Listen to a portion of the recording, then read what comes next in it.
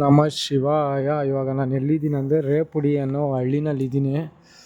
ಇದು ದೇವಸ್ಥಾನ, ಇದು ಆಂಜನೇಯ ಸ್ವಾಮಿ ದೇವಸ್ಥಾನ. ಇದು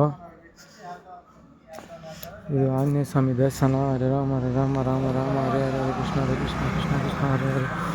ಇದು ಗಣೇಶನ ದೇವಸ್ಥಾನ. ಇದು ಬಂದು ಗಣೇಶನ ದೇವಸ್ಥಾನ ನೋಡ್ಕೊಳ್ರಿ. ಮತ್ತು ಅದು ವೆಂಕಟಸ್ವಾಮಿ ದೇವಸ್ಥಾನ.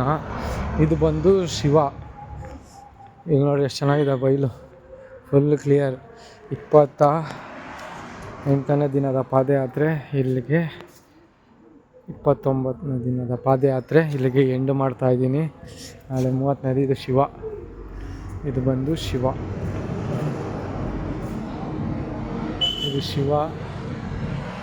ಇಲ್ಲೇ ಮಲ್ಕೊಂಡು ಇವತ್ತು ಎಂಡ್ 29ನೇ ದಿನದ ಪಾದಯಾತ್ರೆ ಇಲ್ಲಿಗೆ ಮುಗಿಸ್ತಾ ಇದ್ದೀನಿ. ಓಂ ನಮಃ ಶಿವಾಯ. ರೇಪುಡಿ ಅನ್ನೋ ಹಳ್ಳಿನಲ್ಲಿ. ಸರ್ವೇ ಜನ ಸುಖಿನೋ ಭವಂತು.